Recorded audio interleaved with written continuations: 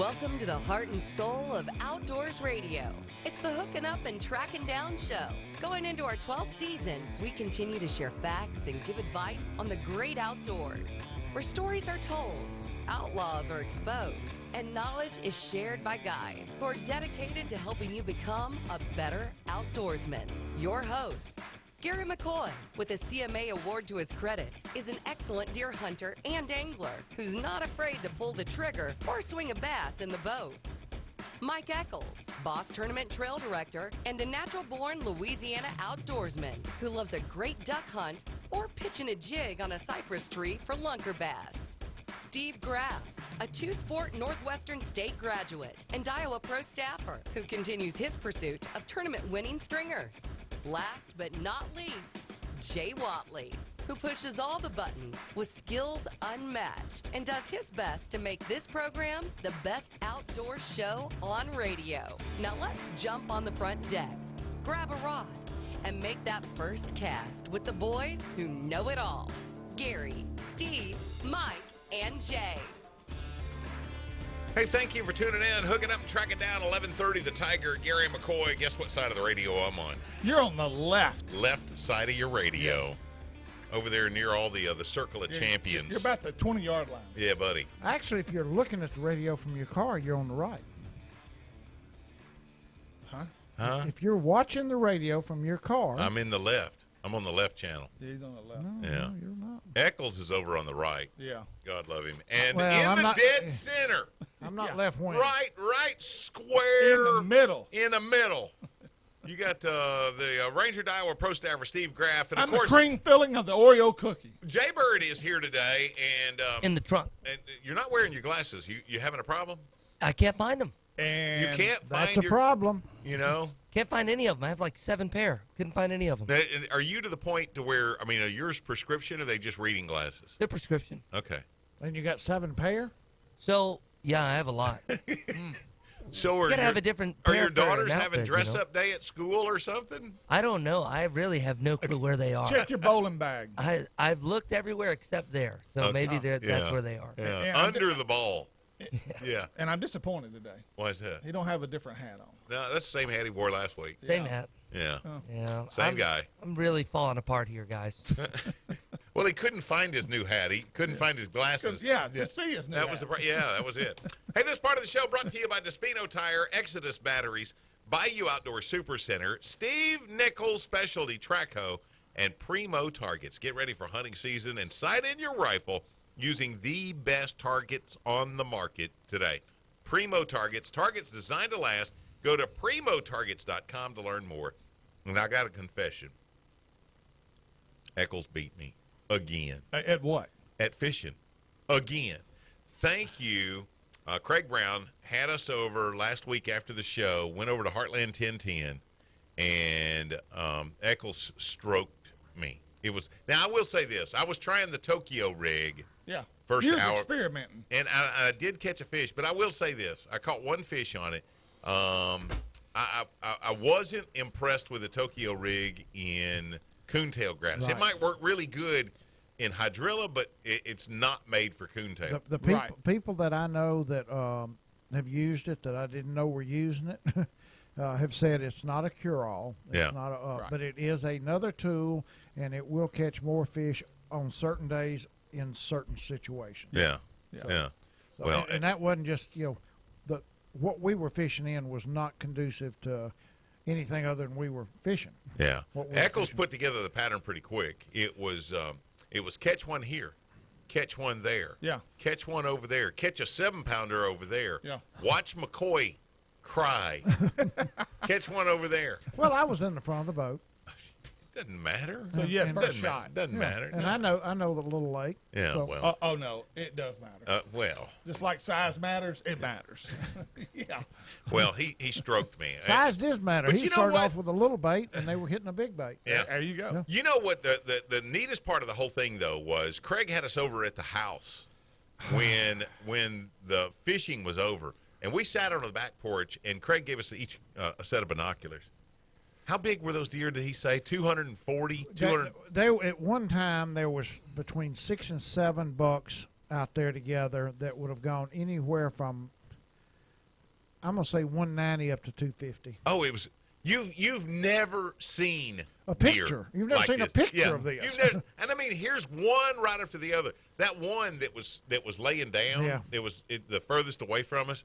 I know that deer was 300 inches. Yeah. I mean, there's no question. And you know what was killing to me is that a couple of those deer were huge. I mean, Craig said 300 pounds. Yeah. Yeah. And it just shows you that all of the elements to make a big deer come together right there at Heartland 1010. You know, you've got the genetics. Yeah. You've definitely got the forage. Yeah. You know, I mean, he supplemental feeds, you know, those deer on a daily basis. They're essentially, you know, kids. And then they're allowed to mature. And he said that, you know, most of the deer that we were looking at were at least 4.5 years old. And he did have one deer who was a late bloomer, the one deer that was really good. One that was born late, I don't know, Yeah. July, August, September. August, something like that, and had spikes about the size of your finger. His first year. Yeah. Yeah. And is now is probably, I don't remember what he said, 180-inch deer. Well, or something. his first rack, you know, now that one year he had little bitty pencil spikes. Nubbies, yeah. But by the next year, I think he said he was a mainframe 12. Yeah. The next year.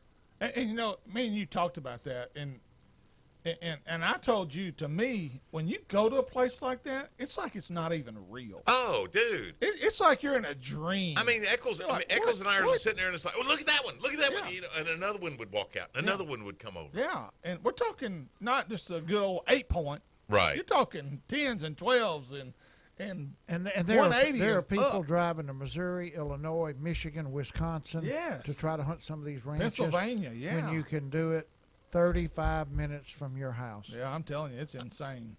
You know, and one of the killing parts to me was some of the bucks that were born on the place, or all the ones that were born right there on the place, had a tag, and each tag represents the year that they were born. Blue tags, green tags, red tags, whatever the case might be.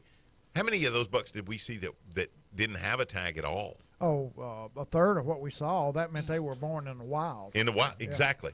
And they were huge. I mean, just really incredible. And every time we're over at Heartland 1010, I just get blown away at everything that there is there, Yeah. whether it's the huge brim or it's the big old bass. I mean, Well, I mean, and think about it. We only fished, 3.5 hours? yeah, What did yeah. we fish 3.5 hours? Yeah. Now, we went over there. It was a full moon that day, and I knew. And it was rained that and it was morning. cloudy. I knew the fish bit during the middle of the Yeah. day. We get over there at like 2:30, 3 o'clock, something like that, and which is when it starts slowing down. They bit near the middle. So Yeah. we were on the downside of the bottom. We still caught 18 fish, and I think we figured our best best 5 weighed 22, 23 pounds. Yeah. Well, I looked at my truck when I left here because I was still so jealous that I wasn't getting to go.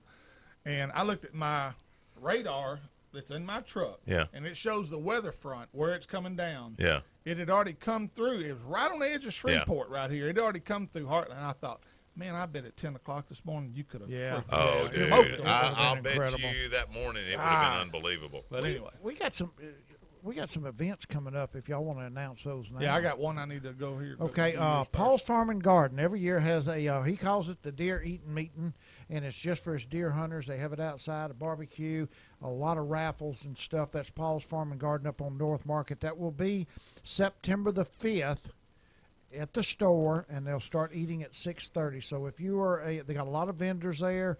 They're going to give a lot of door prizes away. So if you frequent and shop at Paul's Farm and Garden, go up there on September the 5th. That's a Thursday. Yeah. Eat up. I'm headed there tomorrow or Friday. I got to go get corn. I've been up there 3 times this week. Coming up, we've got the Bass Pro Tour that I have been fishing, the Bass Pro Shop Open Series. It's Sam Rayburn. It's on September the 14th. And following that, and those of you guys that are fishing that event, and there are some guys like AJ, Aaron Johnson fishes at it, some local guys that do fish down at Rayburn in this circuit. Chris Wayan is the tournament director.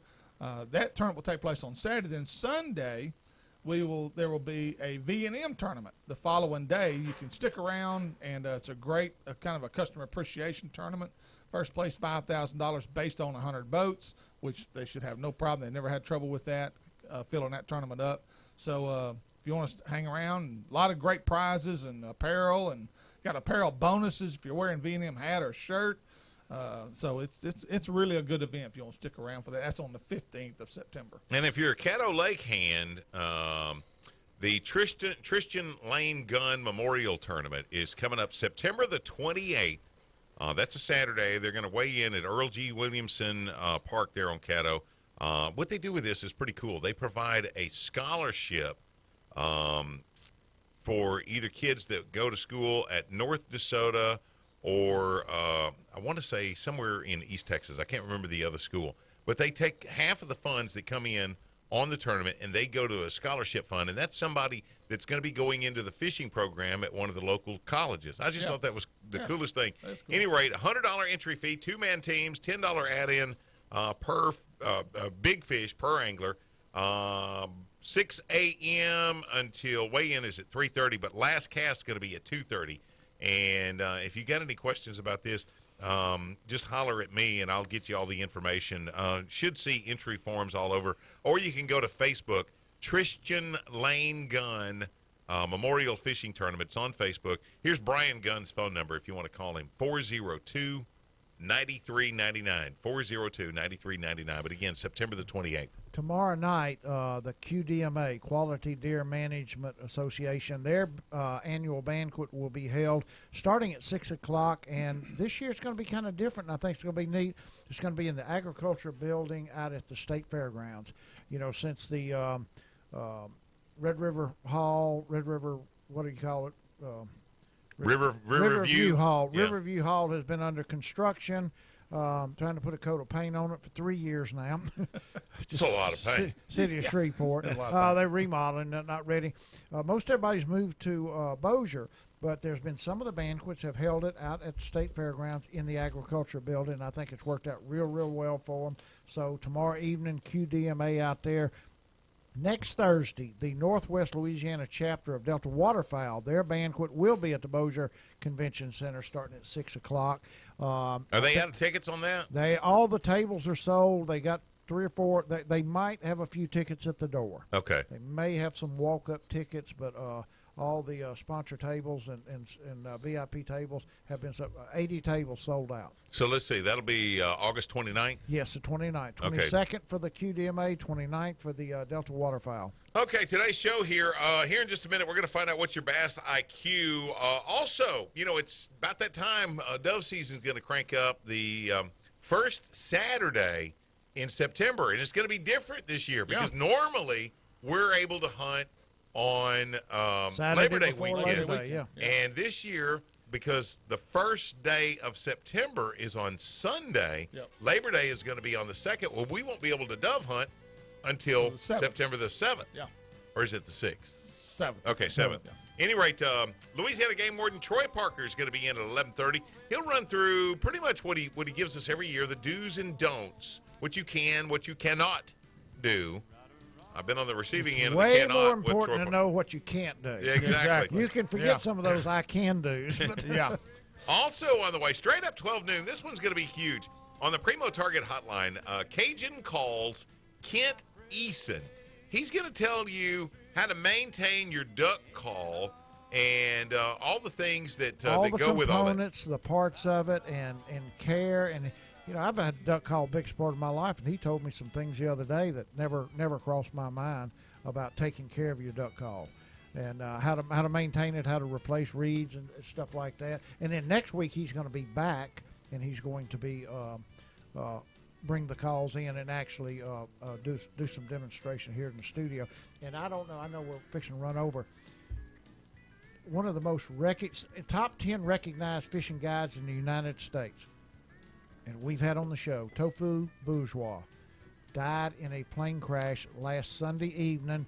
Had 2 clients in the plane. I don't know the outcome of their well-being, but I do know that he apparently was killed on impact, flying out to the Chandelier Islands.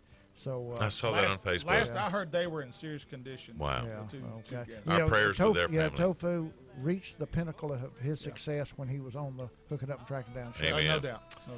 Well, stick with us. Again, Kent Easton's going to be on straight up 12 noon. And here in just a minute, your Bass IQ, we're going to check on that. Hooking up and tracking down. 11:30, the Tiger. Right or wrong, I'm still in love with you.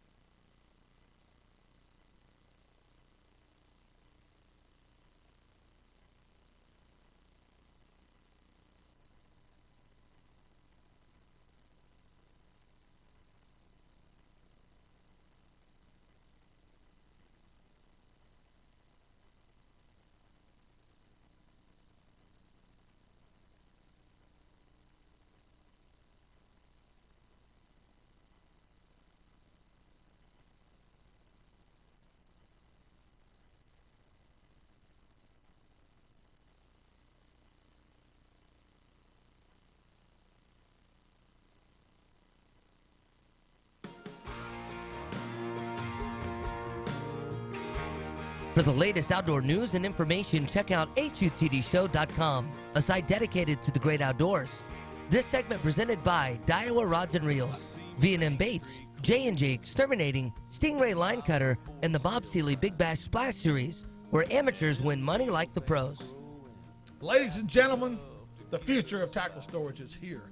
Groove fishing is changing the norm. Innovation and design using silicone anchoring technology, making you more organized and efficient on the water. New for 2019, the launch pads, giving you quick and easy access to tackle designed to save you time. Tackle storage done right. Go to groovefishing.com to learn more. Y'all put the dynamite up. The game warden's here. Yeah. We got to be careful. Here in just a minute, Louisiana Game Warden Troy Parker. We are going to be getting ready for dove season, and he is going to walk us through what you cannot legally get away with, and those things that a lot of times, people just really don't think about. You totally forget, what some of those things are, and he'll help us through that. Of course, what we need to know now is we're checking your bass IQ. And which one of what is this? The Bass Times? This is Bass Times magazine. Yeah, from the Bass Times magazine. Okay. In my opinion, the best bass. So are you in on this too, or do you already know the answers? I just told you. I have just now looked at them. Today. Okay. First time I've actually read them. All right. Ask the questions. All right. I don't believe him. Number one, smallmouth bass are recognized as a state fish in how many states? Which one? Smallmouth. Smallmouth. Ooh. A2, B1, C0, or D5. But like it is the state fish? Yeah. Okay. The state 5. fish. I'm going to go with 2. Okay. I'm gonna go with 1. All right. Let's see. The answer is B.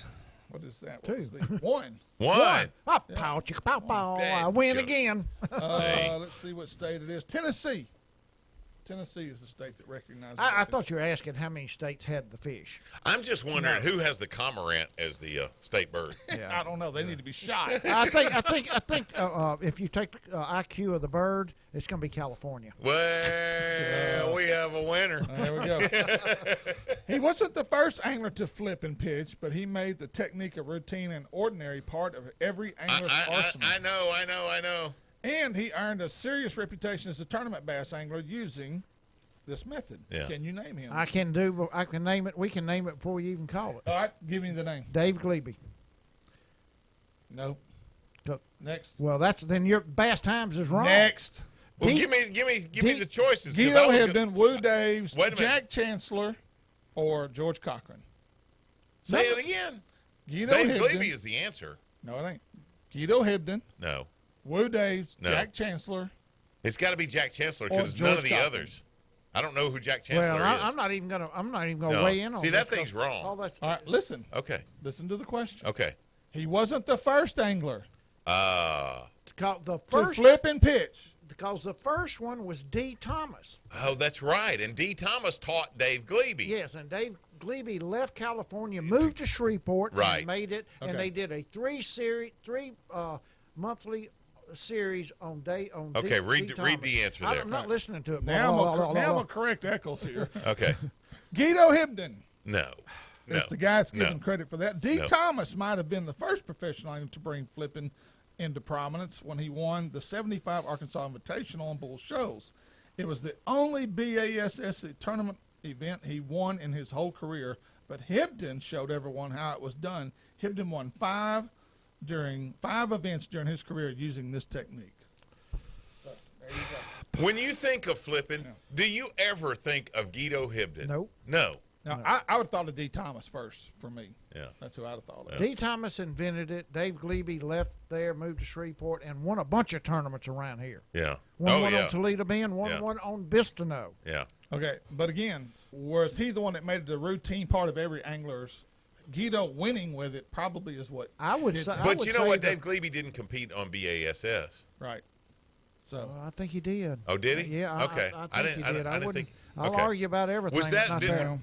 was the tournament on Bistineau? Was that a BASS tournament? Because they used to come to Bistineau. They only came once Okay. that I know of, and Larry Charlotte, Nixon- I have a question, Charlotte. Have you ever won one with Mike?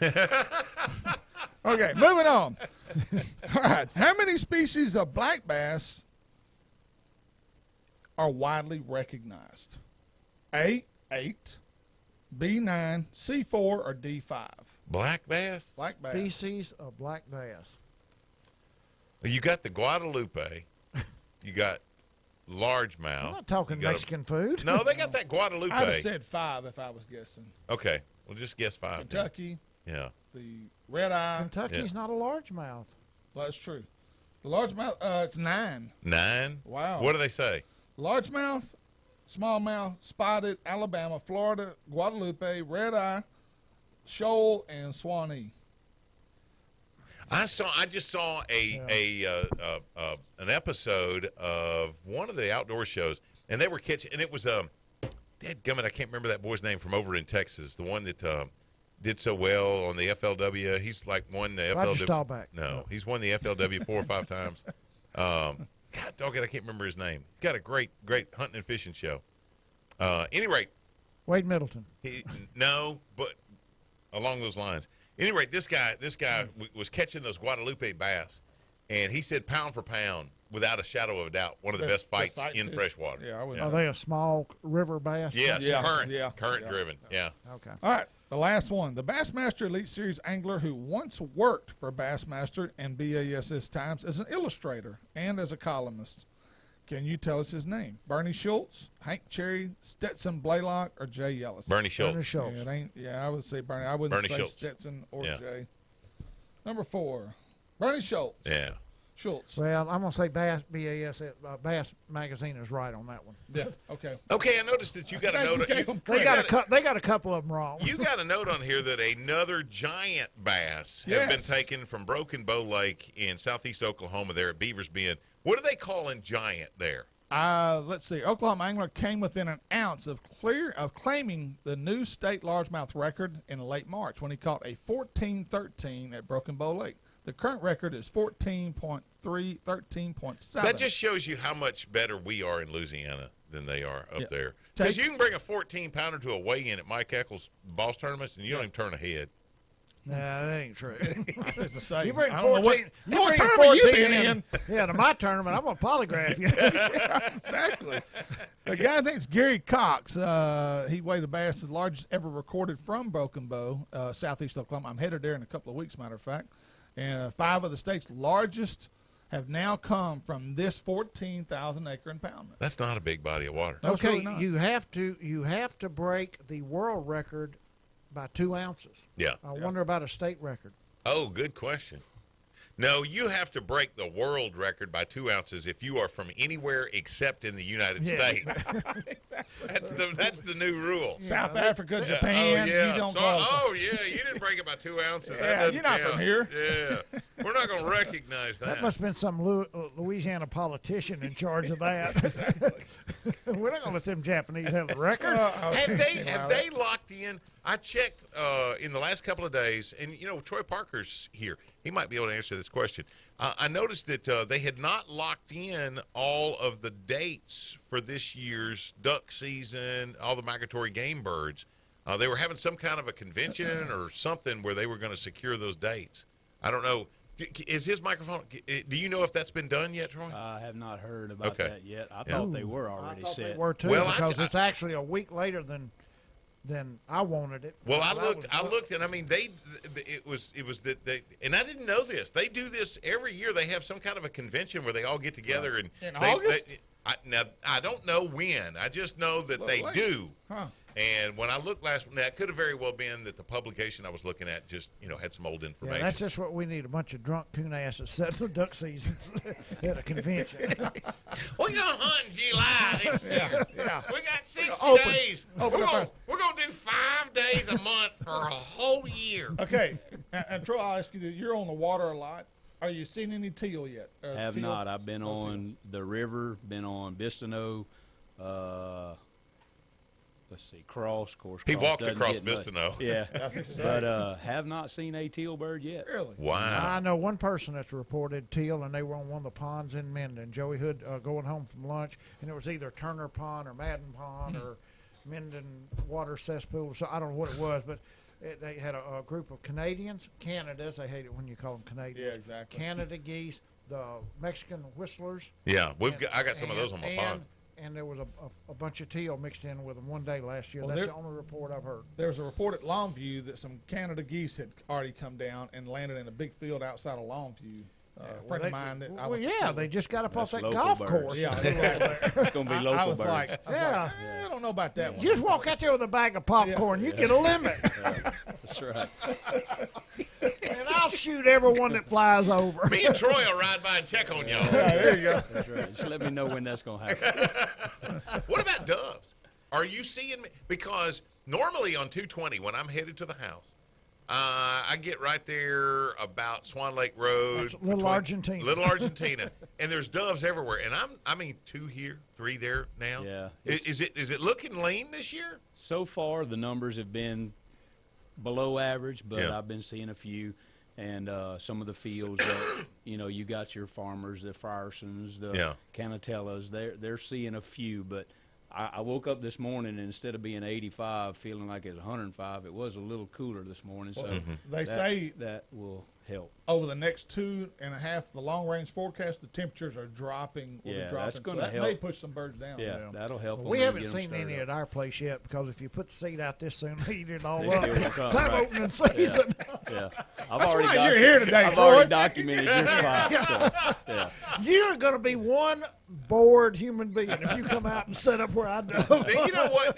One of the things that I've noticed is it seems like every year we have a little cool snap that comes in like that week of Yeah. dove season. Yeah. And sometimes the birds that we've been seeing for 3-4 days, are they're gone. gone. They'll Yeah, leave. they'll leave. And so they're that susceptible to No, any kind of a weather. no. No? I asked that one time because I thought you can shoot them out of a field in the winter in snow. Right. I mean, they're not that. And Mike Bacon, I think it was Mike Bacon told me, he says, no, they don't leave because of the cold front getting away from. They use the wind Oh, that's what to they do. ride to different locations. Same effect. You know what I mean? That's what I meant to say. yeah. That was, Yeah. I don't know It's how you not took the it any other cold. way. It ain't the cold. They got It's certain the size wind. sails, We all yeah. knew that. Echo's got to complicate And everything. the ducks will do that. They'll use storms to ride the wind to fresh flooded pastures and stuff. They will.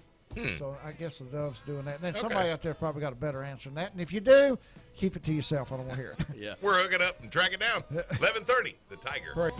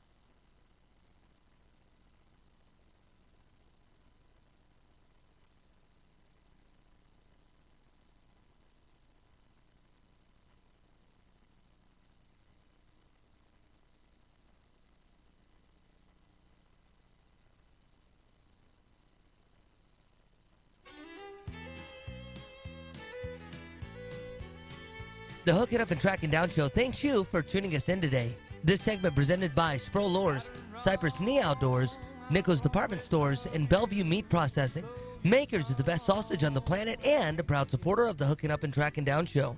Once again, here's Steve Graff, Gary McCoy, and Mike Eccles. With hunting season right around the corner, now is the time to purchase a new Ford truck, and Jimmy Grange's Natchitoches Ford is the place to go. They've got models including the Ranger, F-150, Super Duty, and the F-150 Raptor, designed to make your off-roading easier. So make your trip to the woods this season in a new Ford from Jimmy Grange's Natchitoches Ford, located on Highway 1 bypass in Natchitoches. Now, I don't know if anybody's priced the Ford Raptor, but I don't imagine you're going to take that $80,000, $90,000 truck and do off-roading in it.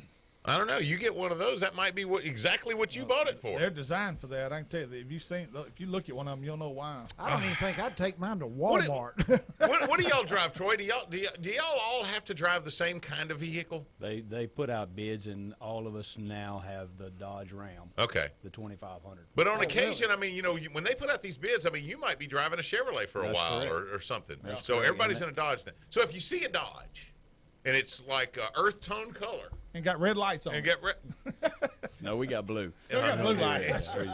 We the blue. world has crashed in on you. Let me tell you what. When Troy, let me address in the studio, Louisiana Game Warden Troy Parker. Troy and I met on a professional level a number of years ago, and I will say this: when the game wardens hit your dove field, it looks like it looks like the Holocaust. It's a reconnaissance mission. There are red lights for 2 miles, and all of a sudden, when they converge on you, just yes, sir, no, sir. Here's my license. Let me go on my merry way, and you find out all the do's and don'ts right then and there. Now, one of the things that you guys went through with us, and I wanted to let you know how much we appreciate it, is that the two things that you need to do when you get to the dove field. You remember what you told us? Did you ask and did you look? Did you ask and did you look? Did you ask everybody that was here in the party before you started hunting? Did you ask, hey, did anybody put any bait out? Yeah. And, if everybody is in earnest, answering honestly, no, I did not. Then you go out and inspect the field. This is before you ever load the gun. Yeah. This is before you ever do anything. Look and see, is there any bait? Because in some cases, somebody who's not even there could have put some bait out. That's correct. Which was the truth in our case, that we didn't even know. Right. And you need to know, and you need to be aware. And if there is bait that someone overlooked, that they couldn't find, is that a different set of rules at that point? It's like, maybe somebody who hunts the land right next to you, maybe they put some, and you didn't find that. You've searched and you asked, and nobody said anything. What goes into effect? Well, every scenario is different. Sure. And we as agents, when we check fields, when we look at fields, when we see a concentration of birds or not, in your case, there weren't that many. Right. You'll remember that. Yeah. And we start then looking at the landscape. So in your case, you had a lot of tilled up ground. It was a lot around that pond and whatever. So we check that and typically document way before time. And I say way, at least 10, 15 days, because the law states that every kernel, grain, seed, what have you, that you have used has to be removed, gone, completely out of sight, then 10 more days. You have to wait. Yeah. So each case is different. Each scenario is different. And let's say you're hunting a particular property and you've got someone right beside you that you can see and notice there's a lot of tilled up dirt there. There's a lot of bird activity. Let me stop you there. There's nothing wrong with tilling dirt up. No. Okay. We don't want to. I'm just saying it's one of those FBI calls a clue. Okay. Yeah. In this situation, and you have the ability to walk. You can't go over there. You're trespassing. Right. If you do, Yeah. without permission. However, if you can walk the fence row and you can look, and there's some golden kernels in that dirt, that's another clue. And now you know. Yeah. I'll tell you So what else. you But gotta be careful. standard agricultural practice Is legal. comes In other into words, question. Right. And so let's say Steve tills his ground up, plants sunflowers in the time they come up, they make good, or let's say they don't make good.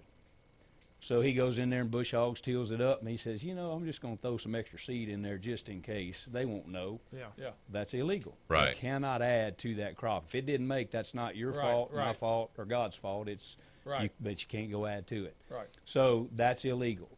If you have planted milo, then there better not be chops in there with it. Mm-hmm. If you've planted sunflowers, there better not be wheat in there with it. And you know, better not so add sunflowers. You can't add. That's correct. Right. So you have to take what you get. Natural grasses are the easiest because they're going to produce seed. Goatweed. Goatweed's great. Yeah. You know what? One of the things that you and I talked about here, I want to say last year or so, is one of the best attractants I ever saw is just fresh plowed ground. Exactly. And The you haven't doves done love it. anything. Just go out there and plow the ground. Or if you've got an area, and obviously it looks like we're going to be under burn bans here before long. Yeah. But if you've got an area that you can burn off, I don't know what it is that a dove loves about a burned field. That's correct. And right now, if you got a water source, Yeah. that's a magnet right Yes, now. exactly. Yeah, But, so- I was talking to you before the break. The dove numbers really just don't. Now, I will say this. You get on the Bossier side of the river around the CenturyLink Center. You guys need to lease us a field there so that we can go hunt down there. Yeah. Holy cow. Now, I will say this. The biggest count that I've seen down there is the Eurasian doves. Is that number growing? They are. They're getting very popular here. And they don't count as long as you keep them fully dressed. Okay. I mean, not fully dressed, but don't fully dress them. Right. Keep a head and a wing. Okay. They don't even count towards your limit. Okay. So, And there's not a limit on them? it's correct. No Okay, so I limit. mean, you So can they- kill 15 mourning dove, and you could kill 2 or 20 correct. Eurasians. As long as you got to have the head or in a wing. That's correct. Now, we got a deer lease, Okay. and we got deer feeders all over the deer lease, and we're feeding the hogs and the deer. How far away do I have to be from that feeder to be legal? 5 miles. Let's go 10. Be safe. That's officer discretion. Right. If you're here's what I always tell the hunters. If what you've got on the ground is an attractant Right. and you're able to kill it, it's probably If it's too protein close. pellets, you ought to be okay. Yeah. Any Because a kind of grain. but a dove isn't going to hardly eat a protein pellet, is it? No, but it's got grain in it. Ah, If there's any kind of grain in it, I it's got going to you. be legal. Now, Yeah. federal game warden told me one time, if we deem that you're on a flyway from one field to another and you're intercepting birds that are going to that field, I can write you a ticket. Well, again, Steve, just like every other law enforcement agency, there's different opinions about that and how they go about it. And let me just say thanks for having me today, and I appreciate being thank here. you. Oh, thank you. Every year I you're want to here be with us. helpful to the public, and just a disclaimer: not every game warden's the same or sees Right. those scenarios the same. Hopefully, we've trained them enough that they've got some common sense to where, when they see something like that, let's don't make up some mythical Right. law to try to. Because how am I gig supposed the to know hunter. that property Right. owner John Q over yonder a mile away Right. is Right. Yeah. Yeah, I That- mean that's that's really that's nice. that's Like- that. I don't know. I'm gonna just tell you, be honest. I'm an 18-year veteran. I've been in federal court many a time, and most of the judges are just gonna kind of Yeah. let that go in one ear and out the other. Right. No discredit to the agent, but yet Exactly. don't. That's not what we're about. If Right, it's blatant, we're gonna write you a ticket. We're Right. gonna do our job. But if it's something that we've got to guesstimate, if you will, then I'm staying away from it. I will gladly inform, try to help. And our office is always open for phone calls, so don't hesitate to give us a call. Well, I got two questions for you. First one is in regards to people that like to hunt the river or rivers, Okay. a bayou. You can, and correct me if I'm wrong, you can hunt from your boat as long as the motor's out of the water. Is that correct? Not out of the water, just can't be run. You can't. Okay. You can't. In other words, you cannot shoot a migratory game bird from a moving vessel. Okay. So if it's in the water, that's fine. What about a And trolling motor? Trolling motor. I mean, I don't think you can track down a dove running a trolling motor. Right, you right. know. So if you're moving, let's just say you're in a position in the river, and you are correct. You can hunt from a vessel in the water. Now, you need to be careful of the area that you are in. If you're sitting there around the Century Tail Link and you're shooting in pellets that are hitting people's houses, you're going to be responsible Yeah. for that. Amen. So, be careful of that. But you can hunt that. But you cannot you know, if you take your troll motor and move from one position to another, and one flies over and you get a good shot, you know, you're not going to be cited for that. Okay. Can I get out and hunt on a sandbar and be Well, legal? that's a good question. Yeah. It depends on, you've got a lot of property owners that did not sell their property to the Waterway Commission or, you know, Red River Waterway. Waterway. So you could be trespassing. Right. You got to be careful. And I'll just tell you now, there are plenty of sandbars that we found bait on. Nobody plants No. a sandbar. A sandbar. Exactly. No. So I don't That care what happen. you do. When I Yeah. find seed on a sandbar and you're standing in it, Yeah. you're going to get Yeah. my autograph. Yeah. Okay, So- now here's my second question for you. Would you personally, with all the stuff that goes on around dove hunt, would you personally go dove hunt? Oh, I love to dove hunt. I take my dog and try to, you know, that's a great time to work your dog for duck season. So I love to hunt, and I do like to hunt. I don't get to hunt much because I'm working, Right. you know, or on call, and so sometimes we have those weekends off, and I've made some hunts, but I'm very, very, very cautious about where and who and that sort of thing that I go take a part in. But I love to dove hunt. I love to teal hunt, and I will participate. Is that your busiest weekend, dove season? Oh, Opening gotta day? Well, be. it's the opening, yeah. I Yeah. mean, everybody's shotguns It's ready, kicking everybody their off. trigger fingers itching, Yeah. and they ready Yeah. to go. So we see a lot, and dove season is basically, you know, game warden lingo. You know, it's over in the first weekend. Yeah. Because typically it is, but sometimes we talked about the weather. We may get a fresh push, and some of these fields fill up, and you'll get some people out there. You know, dove season goes longer than what I thought it We got did. 3 seasons. Yeah. Three Yeah. splits, yeah. You know, it Do you have starts. the dates? I do have the dates right here. I'm glad you asked. Let me get on here. The North Zone, which we were in September 7th through the 29th, is the first split. Second goes October 12th through November 17. The third is December 28th to January 26th. So Do you ever recall in your 18 years somebody dove hunting in December? never. Never. Even But that second split. I here's the wouldn't deal. see- Y'all need to understand, and this is a big question. Well, if I'm dove hunting on November 24th, whatever, in this duck season, can I possess a lead shot? Can tell you I'm dove hunting. Yeah. You better just be dove hunting. Yeah. But if There you're on better Red not River be a duck Sandbar, decoy. But if you're you're probably if gonna you get got rid if you got of- number 4 lead shot, Exactly. with a duck collar and some decoys, I'm nah, not buying tell that to Oh, the judge. okay, season. Thank gosh, the Louisiana started opening their dove season in the morning. Right, You know, just a few years ago. right. Saturday morning, September the 7th. When can you fire the first shot? 30 minutes before sunrise. Before legal sunrise. Okay. When can you open the first beer? That's a big part of dove hunting. You know, no. The honestly, Now, the WMAs in the leased fields, they still have to wait until noon. till noon. That's correct, and I'm That's glad you right. brought that up. Any Yeah. WMA, wildlife management area, or state-owned property that has been planted for hunters, Okay. which Do is we have anything we around don't here? have much of that around Okay. here. Is there but a listing of those places? There are. Pier? Don't they have something down at the Biopier place? Bayou Pierre's Yeah. got one. Loggy Bayou's Yeah, got. okay. They've got some fields, so they won't open till Bodcall? noon. Bodcall has got, but they don't hardly nobody. I mean, there's very Okay. few fields there, but it is a WMA, and you can hunt it. Number 1 violation. Plug. No. Bait, No. Bait. It's bait. Yeah. by far. Because normally, I mean, honestly, I've made cases with 45 people. on Wow. bait. So it's about the numbers because Right. you're going to have more people there. Now, Do you did remember you the ask? number at Gary's Did house? you ask? Did you look? Did you know? Well, there was quite a few. We got pictures. So Yeah. But anyway, the did you know question, like you said a while ago, brought up is very important because I have found that throughout my career that, especially now with social media, somebody knows. Yeah. Yeah. And maybe not everybody got told, but somebody knows. And so, you know, typically in a violation like that you may not have known, but somebody knew. Yeah. And we would like to get to the bottom of that because Right. if you can stop that, you know, because it's too easy to plant, it's too Oh, easy yeah. Oh, to yeah. make an attractive dove field. It Yeah. really is, and legally. Yeah. So, you know, we want to inform that it's not about, you know, the violation, even though if we've got some that we've known have been doing it for a while, yeah, we want to put a stop to it. So any information we'll take, let me just put in a plug for Operation Game Thief, 1-800-422-2511. 422-2511. Operation Game Thief. Thief. Okay.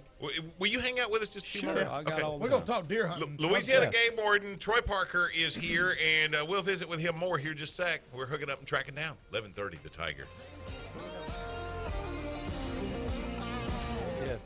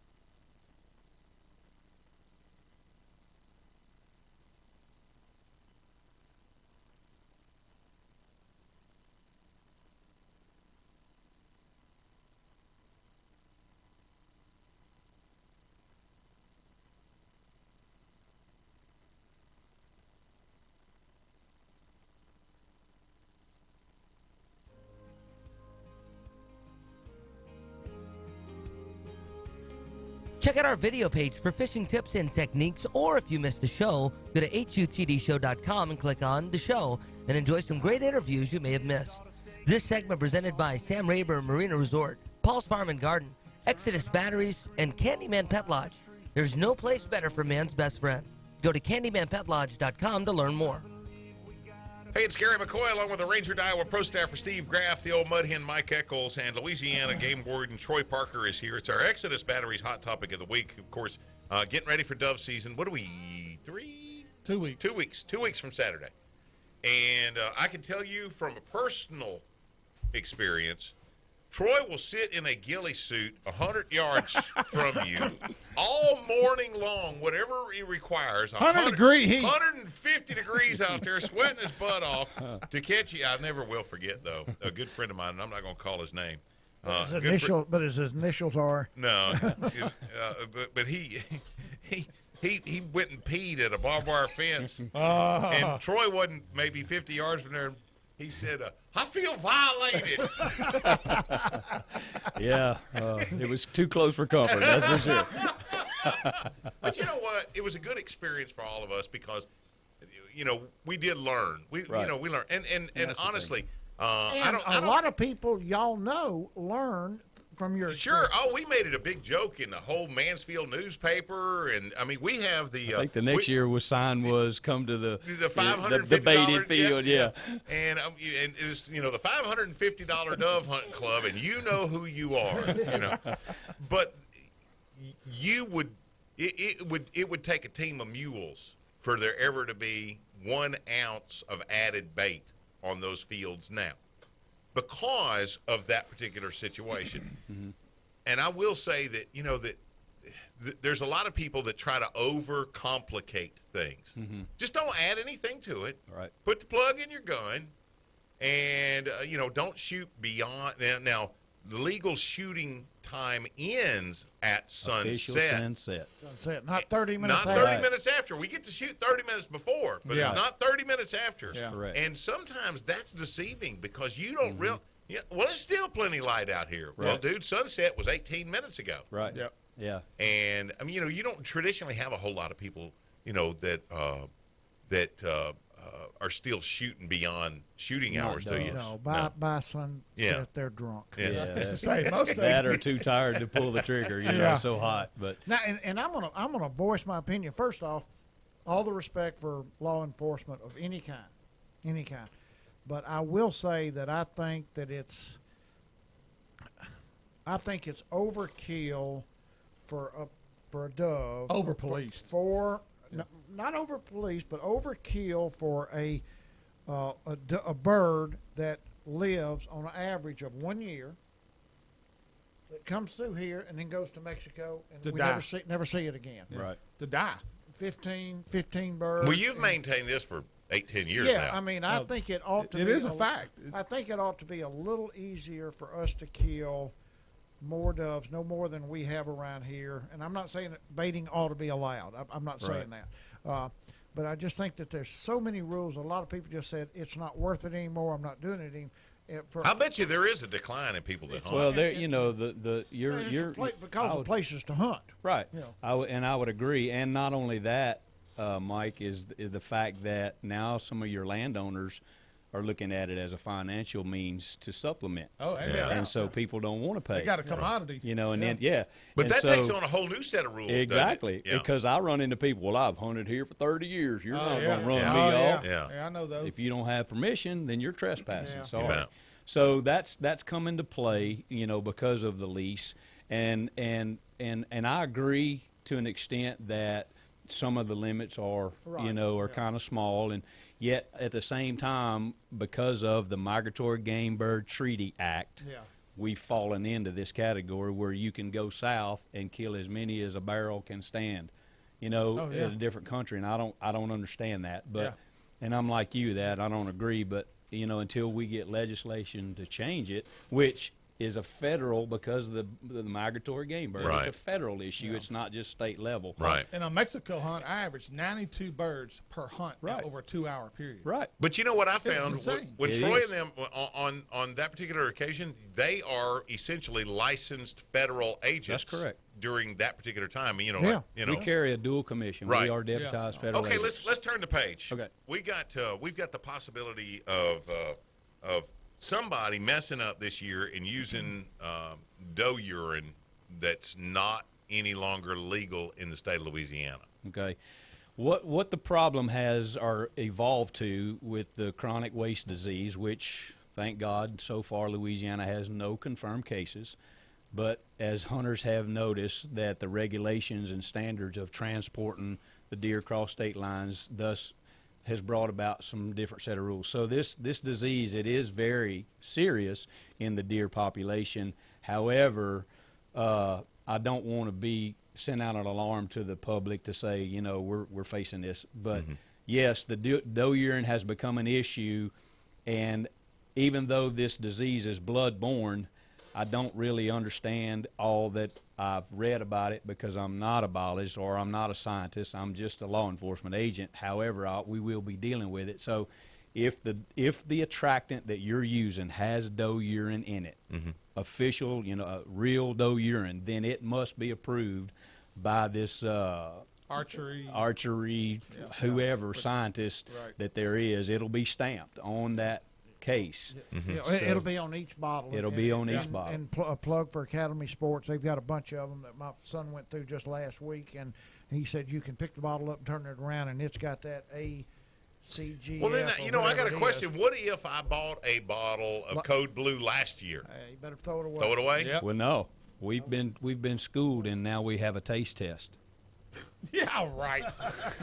You have to taste it. The hunter has to taste it. No, when your nose rolls up on top of your forehead, no. Then we'll know.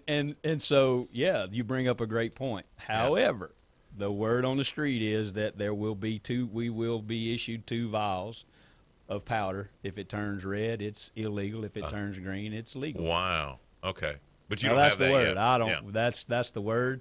But Safest way is just go get a bottle that's got the this stamp got on the it. stamp on it, and just don't worry about So it. I'm or gonna hunt ask natural. I just pee myself. I don't. Yeah. Hey, James Kroll told me. Now this has nothing to do with deer urine, but James Kroll told me years ago, after a seminar and a couple of drinks, that he said that he has peed in more trophy buck scrapes himself than the average person will ever see in their lifetime. And when a buck walks up to it, he reacts the same way as if a buck had peed in it. He said urine is urine. Right. Well, Right. I mean, So, but the doe urine, because of them going through the estrus, has a extra whiff of Right. come It's get gonna me be perfume strong. in it. It's gonna And be so, strong. yeah. Have you spent much time in the woods this year? I know you've been on the lakes a lot. Yes, this time of year we avoid the woods, the chiggers and the Yeah. ticks and the snakes. So, but I mean, yeah, I've stomped around a little bit. I didn't know, what's the deer herds looking like? I've been seeing a lot of deer. I actually have been seeing a lot of deer. I mean, Really? in the past 2 weeks of this pay period, I've probably seen a half a dozen deer and mamas with twins. Yeah. Babies. Good so, sign. Good Yeah. sign. I've And had several people. Let's see, who was it driving to work? Golly, just the other day, told me that they have seen deer coming into town every day. yeah, Wow. They've seen more deer on site in the middle of the day this year than they've seen in years. yeah. And the stamp you're looking for on these bottles is called the Archery Trade Association Deer Protection, ATADP. Correct. ATADP. ATADP. So it'll Yeah. be visibly Yes. Okay, stamped. now I'm going to put you on the spot. Okay. Next time I walk out of the woods, and you're standing there at my truck, are you going to ask me to empty my backpack?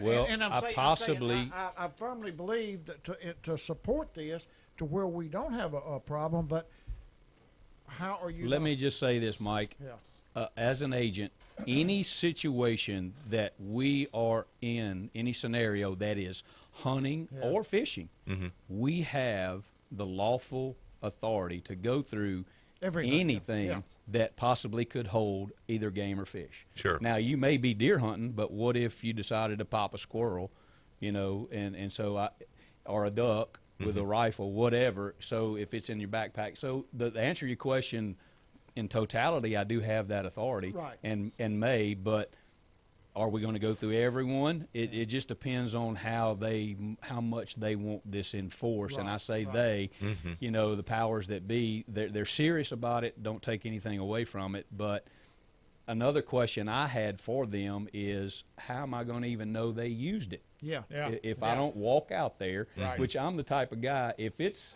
8:30 in the morning, prime time, 8:30, daylight to 10 o'clock, I don't want to go walking No. up to a guy's I stand, can't imagine Right. you doing that. smelling around Right. and see. Especially I'm if you're in a ghillie suit. exactly, yeah, Well, we're going to have the first confirmed kill of Sasquatch. yeah, that's right, and y'all swear to it. But, When we my skinned point him, is, he was wearing. yeah, my point is, it's gonna be a difficult task. Yeah. Even though we're going to do what we got to do, and so this has been thrown at us just like it has been the public, Right. and we're going to have to learn what we need to do, and we're going to do what we have to do. But my point is, I don't want again to scare the public into something that we've got an epidemic, because we don't. We just don't want to have one. Right, we don't. And in your opinion, because it's in Mississippi, it's in Arkansas, it's in Texas. Right. How in the heck if we don't have that here? That's a yet? good question. I really don't know that answer. Do you except think it's for, here and we just haven't found it That yet? just shows you even diseases want to avoid Louisiana Well, I mean, politics. Steve, you bring up a great point. Yeah. A deer can walk They across cross state border, lines. Exactly. Yeah. I see them swimming the Sabine River all the time. Yeah. So if it's present, it hasn't raised its ugly head. Right. It's hadn't showed. Good. Could it be dormant in here? Absolutely. Yeah. Okay. With anything else. One So- last question. We're Whoa. about out of time. Okay. Is the population of cougars, puma? Oh, it's well, abounding. They're now, everywhere. is it increasing in Louisiana? I would say no. Black I bears. would though. say no. Black bear is very. Yeah. They are very populated. Closest to where we are right now that you've seen one. Black bear. Black bear, Yeah. Minden. No, I should take that back. 5 years ago, we killed one in Northgate in Bossier City in Yep, a tree. yep. Oh, that's right. I remember that. Yeah. No, you didn't. And that you, would didn't you didn't kill the bear. You No. killed the cougar. That's right. We killed the cougar and we tranquilized the bear. Yeah. Sure did. We are hooking up and tracking down Louisiana Game Warden Troy Parker. Thank you, brother. As always, Thank y'all. if there's any questions, remember to call their office Yeah. there in Minden. They'll be glad to help you out. We are hooking up and tracking down 11:30, the Tiger. I get a little farm pond buzz.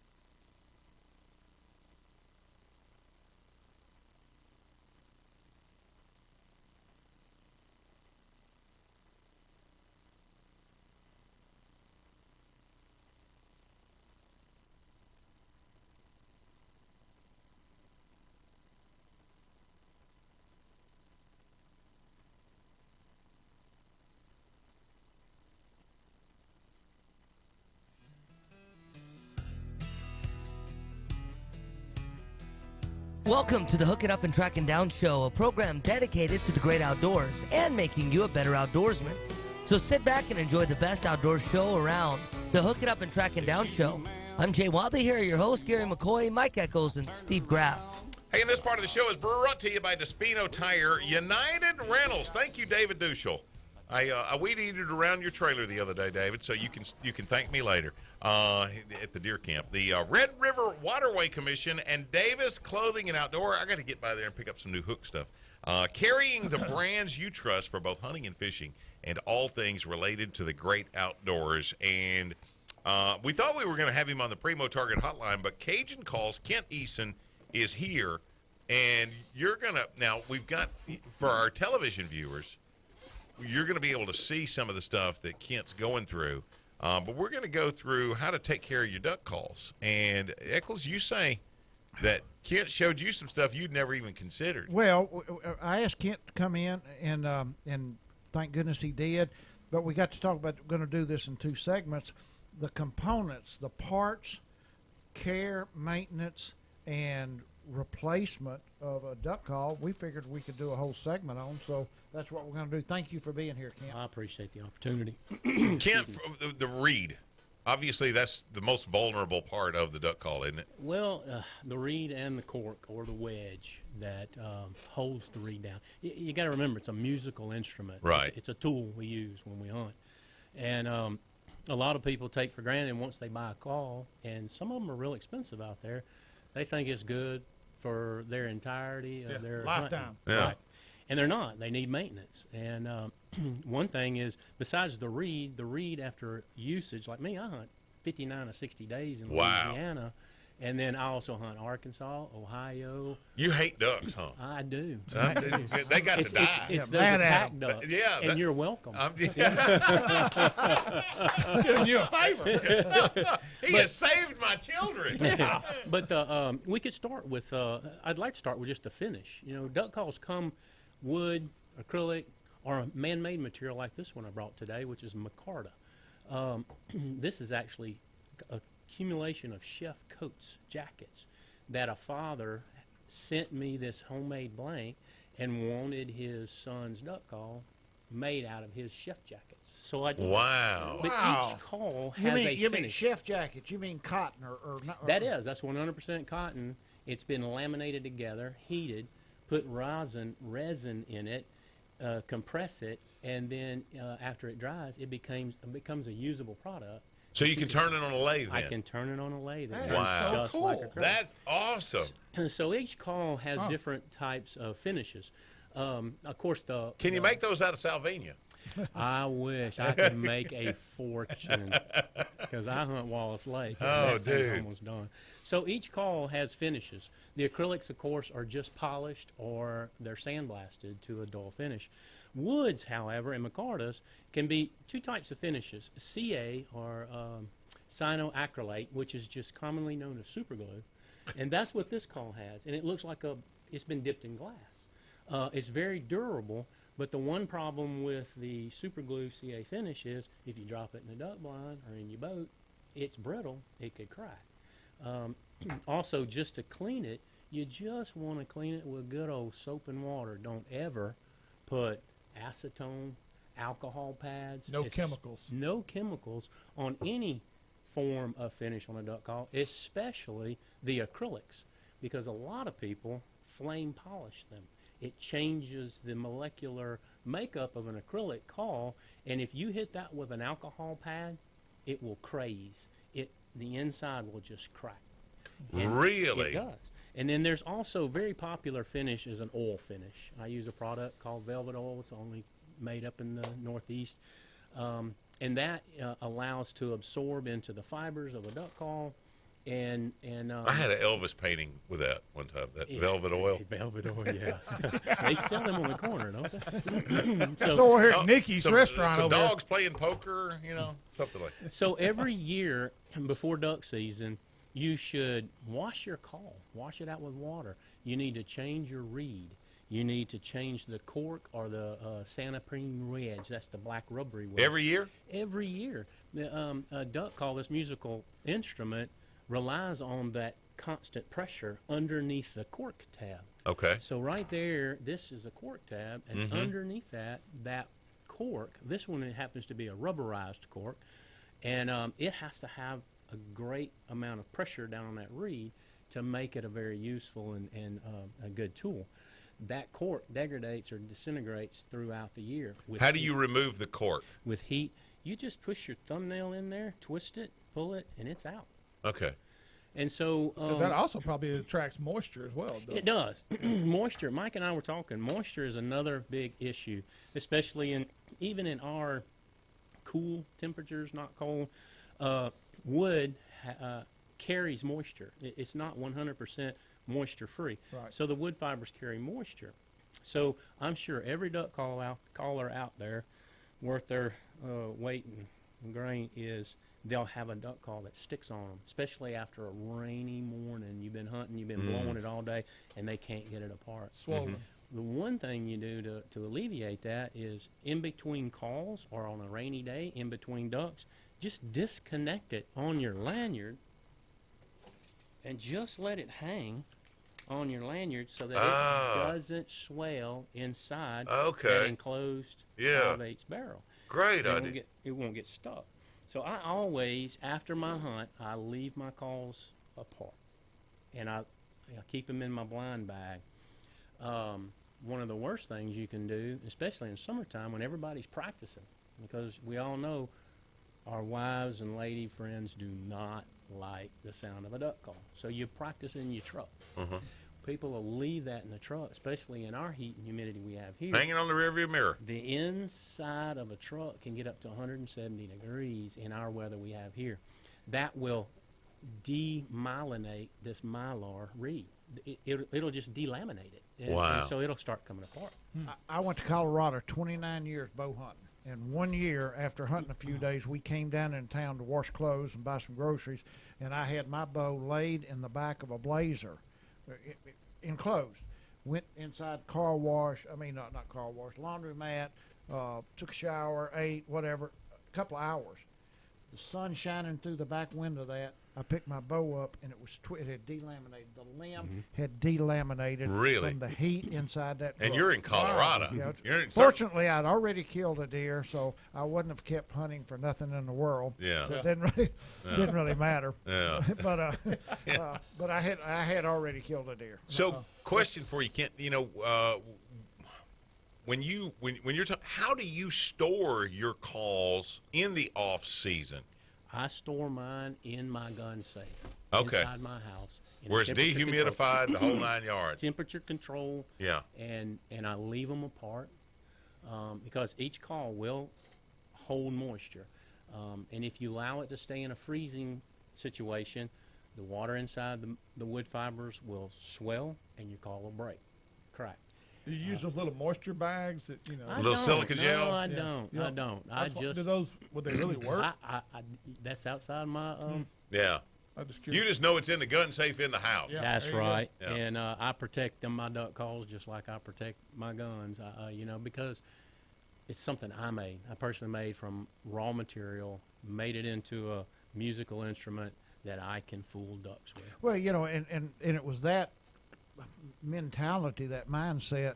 If you were a musician, you wouldn't take a really nice guitar and leave it in your hot truck.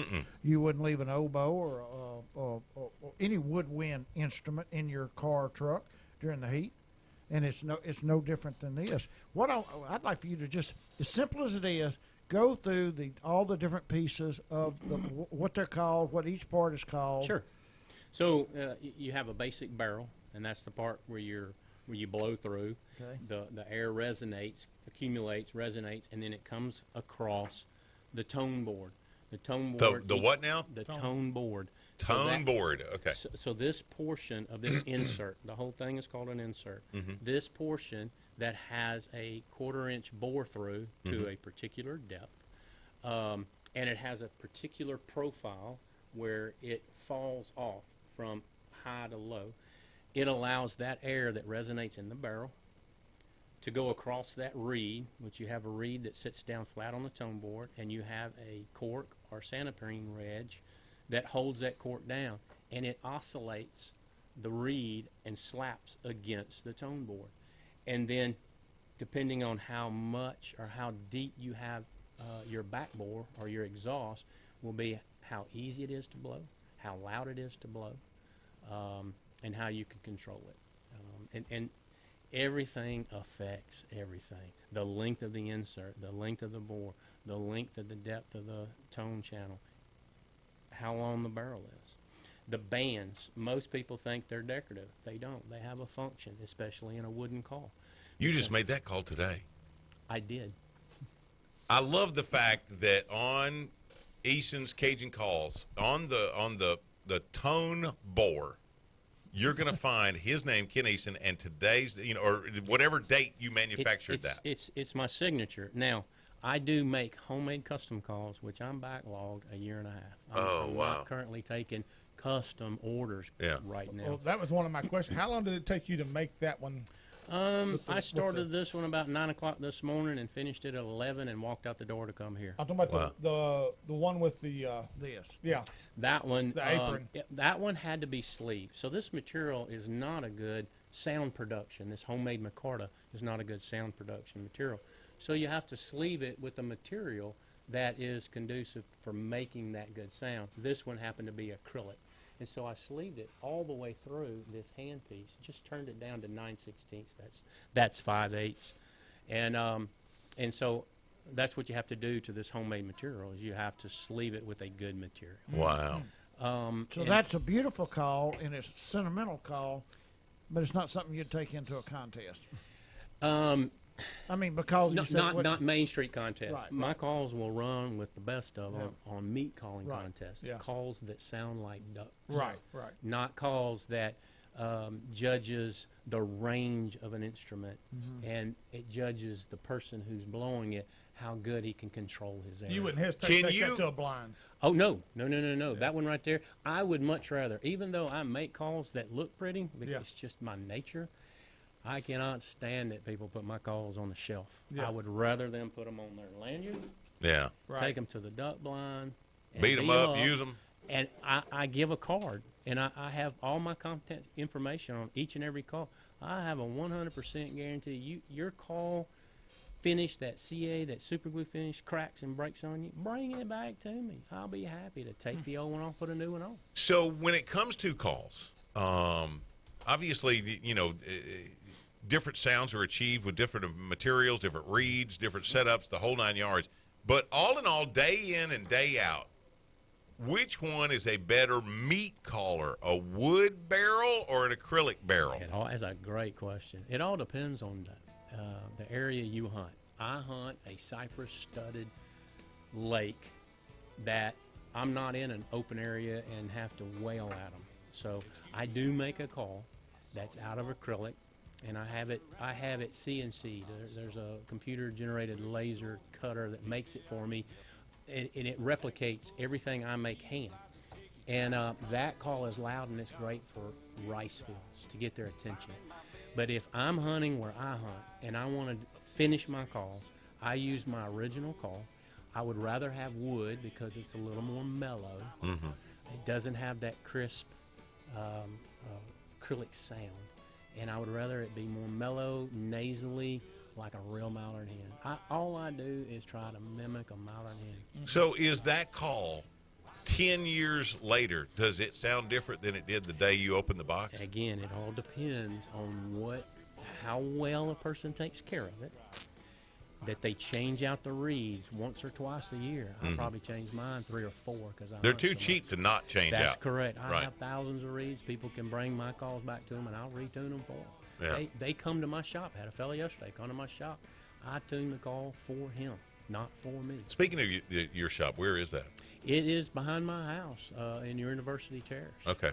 And like I said, Now your calls can be purchased, just not custom calls. the custom calls right now are on hold until Yeah. I can come above water. This all started out as a hobby. Wow. A love for duck calling, but I have That's an these awesome problem to have, isn't it? I have these acrylic calls that are cut for me, and I still have to finish them, press bands on them, and tune them. They're all 100% tuned by me. They are available on my Facebook page, Eason Cajun Calls. Now, Kent, Eason Cajun Calls on Facebook. Eason, E-A-S-O-N, Cajun Calls. And you're going to come back and hang out with us and blow some of those calls next week. Wednesday. he's going to be back next week blowing calls, and he's going to be at the Delta Waterfowl I am. banquet next Thursday night. Okay. Sure. Good deal. Kent, thank you. Thank you, man. Eason Cajun Calls. Next week, you want to make sure that you get up close to the radio, and we're going to hear some incredible duck calling. We're hooking up and trekking down. 11:30, The Tiger. Hey, listen, I'm good.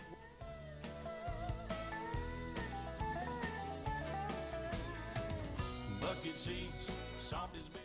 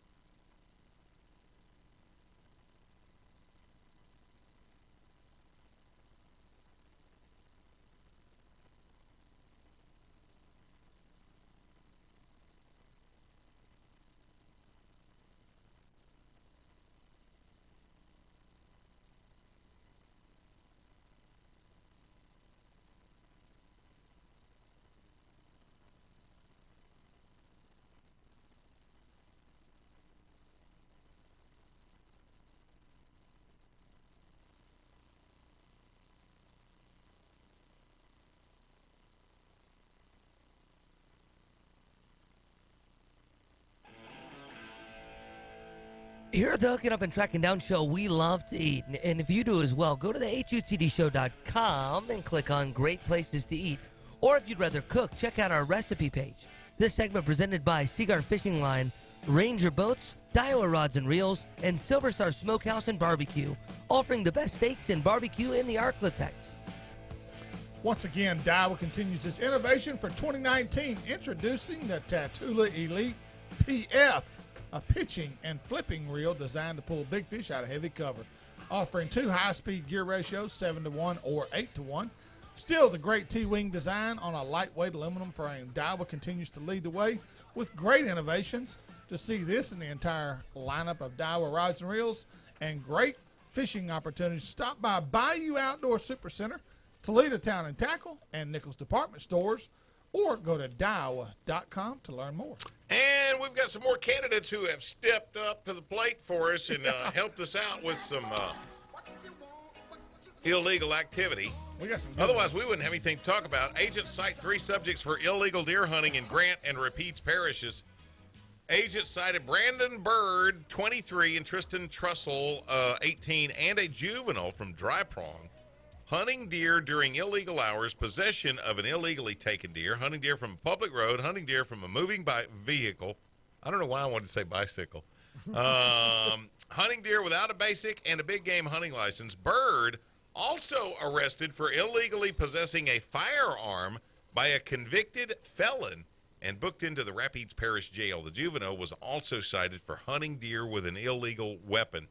Agents got a tip July 30th that all 3 were recently deer hunting at night in Grant Parish. Okay, who deer hunts even at night in July? Yeah, exactly.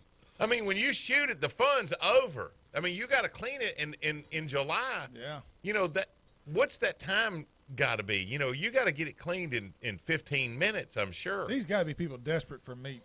During the investigation, agents learned that a deer was shot with a .22 rifle from a moving vehicle, Highway 71, cleaned at a residence on or around June 1. That doesn't make any sense at all. Yeah. They received the tip July 30th, but Well, No, that's somebody had back in June Exactly. they had shot one and Right, cleaned right, it, and right. so July they get this. Okay.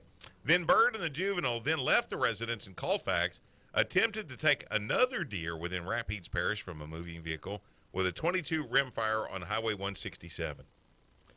That was so easy. Let's go get another one. Yeah, exactly. Got away with that. Yeah, Let's you do it skin again. this one, Pilgrim. I'll go get another. Yeah. You know what show that was from? Yeah. You skin this one, Pilgrim. I'll go get another. That's when Will Greer jumped out of the cabin window after he led the grizzly bear in there, Jeremiah Johnson. Really? Yeah. He jumped out the window and left Robert Redford in the cabin with the bear, and he said, "You skin this one, Pilgrim. I'll go get us another one." Yeah. Okay. A little known and mostly useless. What a great movie. It was. All right, LDWA agents Dennis Rapon and 53 of Bastrop, they cited him for taking an illegally black bear during the 2018-19 deer hunting season. Agents received information that Rapon shot a black bear with a bow and arrow behind his residence in October of 2018. Agents went to Rapon's residence north of Bastrop and found a black bear head and hide in his freezer. Rapon admitted to taking the black deer while deer hunting. Illegally taking of a Louisiana black bear brings $900 to $950 in fine, up to 120 days in jail. Rapon may also face civil restitution totaling $10,000 for the replacement value of the illegally taken black bear. Okay. You know, we were talking with Troy Parker earlier. This is a growing population. And I'm going to tell you, there's a lot of people who are in the woods year in and year out that have never, ever, ever seen a black bear. Yeah. Now, I've seen brown bear when I lived in Lower Alabama. There was the little brown bear were over there.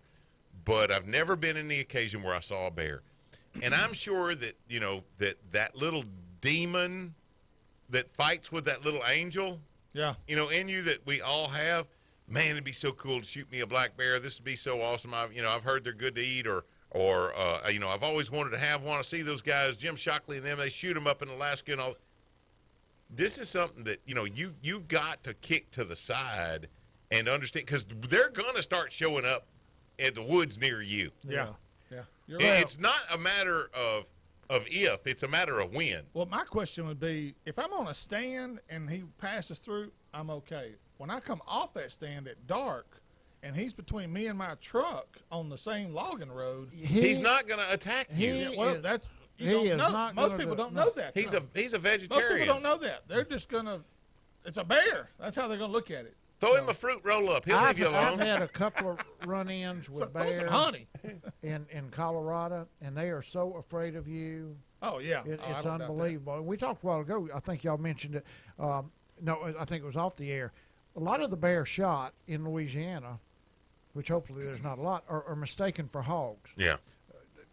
The same kind of the build, coming through the dark color. It's dark and black. Yeah. In dark woods.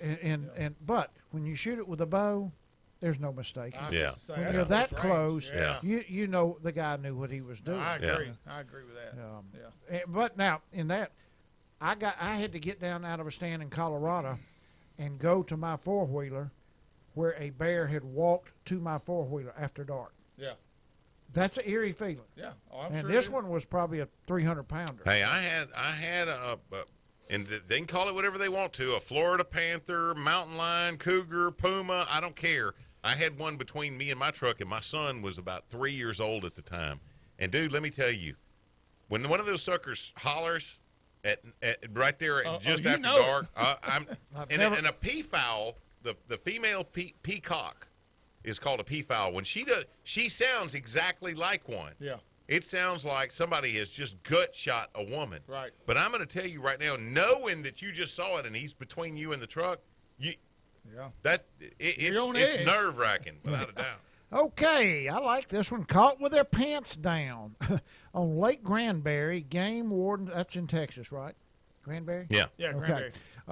Game wardens observed a boat drifting in the lake without any lights on. As the wardens got closer, they could tell that the two occupants of the boat weren't wearing any clothes, and they were engaged in extracurricular sexual activities. Bubba and Cletus doing that again. As the wardens approached the boat, the male occupant started it and began driving away. Yeah, I bet he did. Yeah. How did he know he had the throttle in his hand? Despite numerous commands to stop, Once contact was made, both occupants were found to be intoxicated. Who would have thunk it?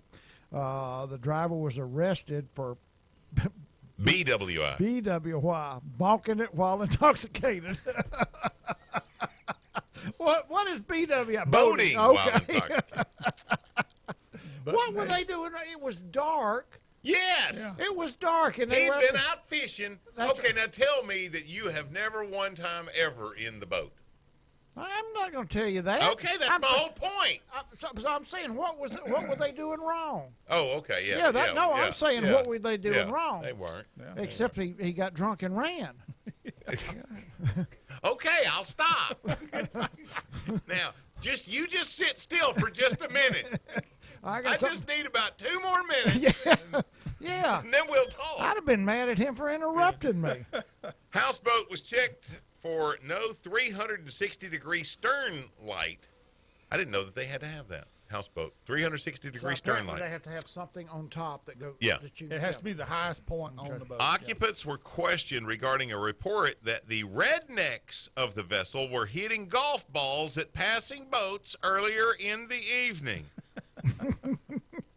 At some point, I hadn't read this story yet, but at some point, been involved at in some that. point, this was after a case of Michelob, right? Everybody does this. That's Budweiser and the Red Can. Okay. There ain't no Michelob drinkers doing that. As the wardens approached, the driver was observed quickly switching places with another passenger. No, you get over here and drive. Yeah. Hey, Bubba. I'm wanted.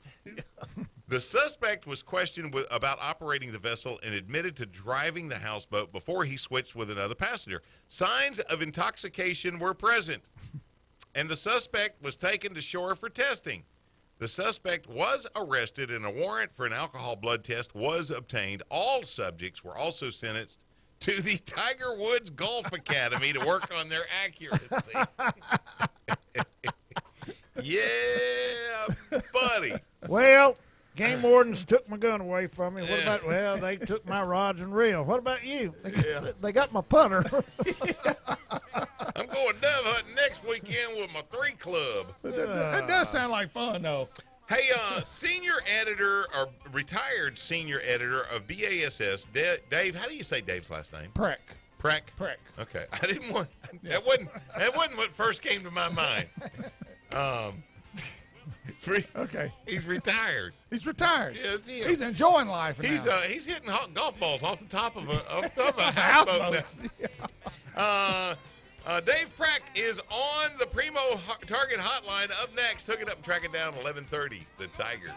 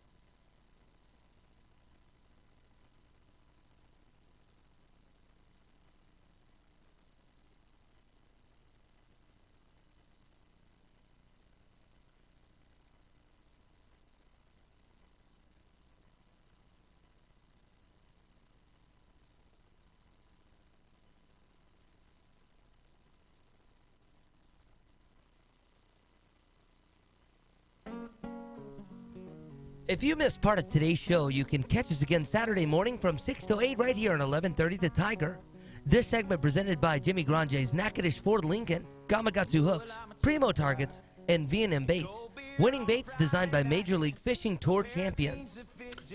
Here at the Hooking Up and Tracking Down show, we are all about improvements, and our website is no different. Changes have been made. If you need a hunting or a fishing license, maybe you're just looking for a great fishing guide or a great place to eat or a tried and true recipe, we've got it all for you at HUTDshow.com. Check that out, HUTDshow.com. Our website, video tips, area lake levels, tournament news, from Major League Fishing, the Elite Series, FLW Tours, and a lot of times, we've got the Boss stuff on there, some local tournaments as well, especially, with the Big Bass Splash and things like that from our good buddy Bob Seeley. Also, click on our blog page for all of our opinions on the latest hot topics. Of course, there's mine and Graf's opinion, and then there's the wrong side from Eccles, With Eccles. HUTDshow.com, dedicated to you and the great outdoors, and somebody who's been dedicated to the great outdoors his entire professional life. Yes. Retired BASS senior editor Dave Preck. Dave, thank you so much for taking the time to hang out with us. Former Northwestern State University dean. Oh, see, that's how you got I to know. should have known. But now, let me tell you. Wait a minute. No, See, let me tell you. this is from some prejudice No, here. let me tell you what happened. Wait a minute. Whoa. I met Dave Yeah. at ICAST, and you didn't know. No, I did not know. Yeah. In Las Vegas, we're going up Yeah, an escalator. He sees. He has a picture No, of you at listen home, to me. Dave. This is a great story. It's right beside his bathroom mirror. Are we going to let sees- Dave talk? In a minute, when I'm through my story, he saw the name on my shirt. He said, Yeah. "Hooking Up, Tracking Down." He said, "What is that?" And I said, "Well, it's a radio TV show out of Shreveport." And he said, "Well, I actually went to school down there." And I said, "Really?" I said, "Where at?" He said, "Northwestern State." I said, "You're kidding me." I said, "I'm a graduate of Northwestern State." Yeah. We're on an escalator, He was in the cool crowd. and we locked hands. We locked hands. We were buddies from that point on. I mean, Yeah, we're going to get Dave's version now. I couldn't get rid of that damn blame Graf. He Yeah. followed me around the rest of the show. On the Primo Target Hotline, he is Dave Preck. Dave, thank you. For listening to Yeah. us. We appreciate you agreed to referee, right? That's right. But I'm going to side with the Northwestern grads. There you go. Hey, That's they're all already teaming up on us. So, Dave, one of the things that we were talking about just before you came on the air was the state of professional fishing right now. Are we in for some righting of the ship, or are we in for an explosion? yeah. I really don't know. I think it's everything's rocking along pretty well. I think if you're talking about the three tours, everybody's kind of found their niche. I know that when I left Bass at the end of July, things were going great for the Bassmaster Elite Series, and if you followed that tournament up on the St. Lawrence River this last week, I mean, what a show! It was really great. But I don't know about an explosion. I think fans have a lot to watch right now. Now, Dave, you can speak your mind because you're retired now, so you don't owe anybody anything. But no, that's why I wanted to have you on. First of all, I want to congratulate you on an absolutely awesome career, and probably the #1 bass publication ever created. Oh, without a doubt. Is Yeah.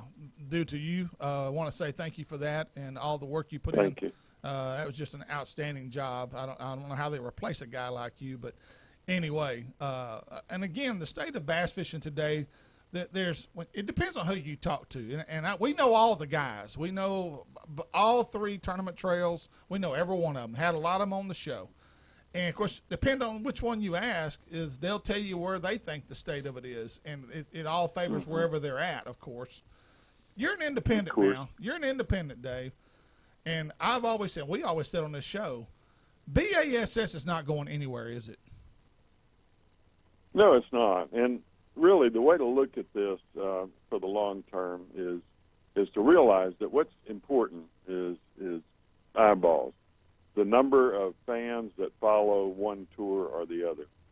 And, depending on how you measure it, there are very good independent measuring services that will tell you how much reach you have, how many impressions you have. But I can tell you that over the past year, even with so many of the stars leaving the Bassmaster Elite Series, Bass has gone up in in impressions and in live views and in television ratings.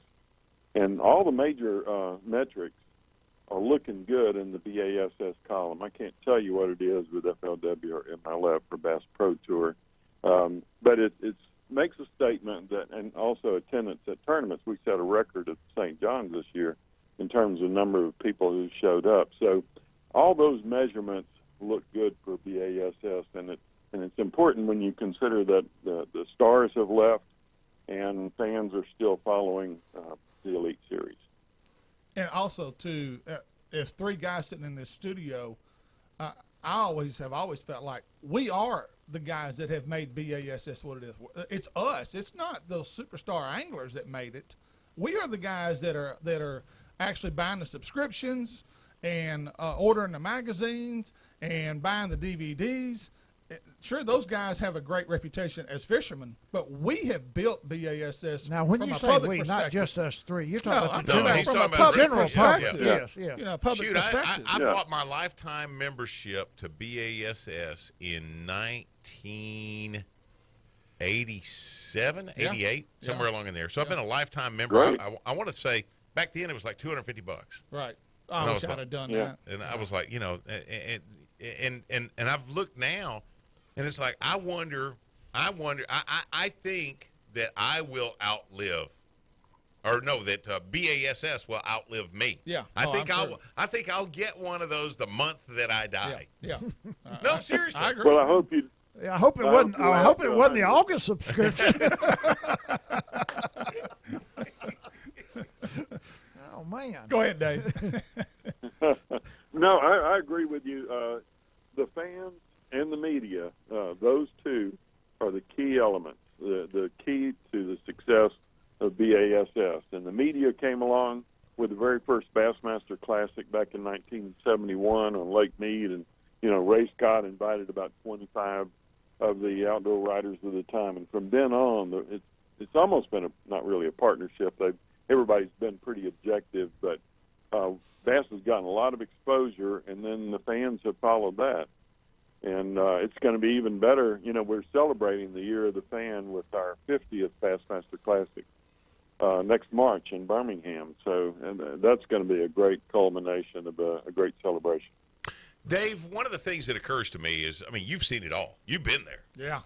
There's none of these guys have ever been stars without gracing your magazine. Yeah. And I think to myself, are fishermen just that much better now, or is the equipment and the technologies just that much better? What if you took a Larry Nixon and you made him 25 years old and you gave him all the bells and whistles that these kids have now? Would it have just blown people away, or are the fishermen, today's fishermen, just that much more in tune with what's going on the water? Yeah, that's one of those things you could debate for a long time. But I think if you go back in the history, the time of Larry Nixon and George Cochran and Blake Honeycutt and some of those guys who were just really so far head and shoulders above the competition, and you brought them into, make them 30 years old and put them in the Elite Series now, they would still dominate. But the difference is that almost anybody that's fishing professionally now would do very, very well in the olden days. I think the level of competition overall, the common denominator is much higher than it ever was. And I think technology has a lot to do with it, but also their understanding of fish behavior. Because even with the best electronics that you have, you can't make them bite even if you can see them. But these guys can almost make them bite when they don't want to. We've talked about the health of the sport over the last couple of years around here with so many high school and college bass fishing teams and stuff out. Will there come a point where collegiate bass fishing is recognized as an NCAA event?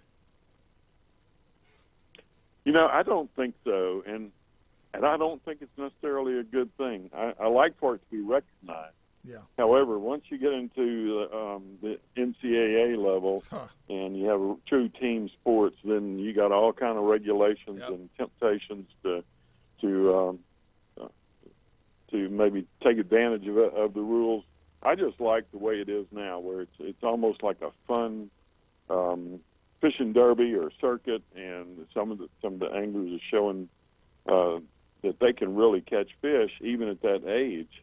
And I think it's important too, and it's not the question you asked, but in the Bassmaster Elite Series this year, 20% of the 75 anglers were college standouts in just a few years. Wow! So they're young, but and some of them, are in the top 10. I think at one point half of the top 10 in AOY were the college kids. Wow. That says a lot about that program. Well, I'm glad that you said that, because recently in the state of Louisiana, bass fishing was accepted by the LHSAA, which is the Athletic Association for Louisiana High Schools. And I don't know that that was a good thing. It depends on what kind of rules they bring. Right. Well, I've always said, and I've been one of the outspoken proponents against the LHSA, and I've talked to these bass clubs in Louisiana, and I've told them, you do not want that. Let it continue to ride the way it is, because somebody like Dio or Spro or Gamakatsu can come in and help these kids out with product and rods and reels, and that's what was happening. But now, becoming a sanctioned high school event, that's over. Well, not necessarily, because you do have football teams that are getting stuff from Nike or Rydell or whatever the case might be. So there has to be some concession, and somebody somewhere is going to pocket money. Yeah, well, you have to rest assured. I don't think it's Louisiana. at all. Yeah. Hey, Dave, I was going to ask you what the biggest change you've seen in the bass fishing tournaments. But I think the obvious answer is social media and the ability for live coverage. That's probably it. So I'm going to change my question. What was the highlight of your career? If you had to look back, one event that you just said, my God, this is the reason I did what I did. Jim Bitter's losing a fish over the side of the boat. Yeah, it might be, but I mean, and you may not be able to just pull one out of your head, but that's my question. Yeah, and it's a good question, and there's several of those. But I guess as you were asking the question, the one that came to mind was the 1984 Classic when Rick Klun won with a 75 pounds, 25-pound winning margin. Arkansas River. And he was on the weigh-in stage with George H.W. Bush and Bill Clinton, and it was just a tremendous moment. And that was one of the first classics where they just packed the arena. Really? So it was electric. Yeah, it was really a great tournament. Well, at one point, there have been some others though. At one point here in Shreveport, we set the record for attendance at one of the classics that first one that we had here. Yeah. We held the record there for a little while. Is that a growing trend where you see more and more and more people at these events?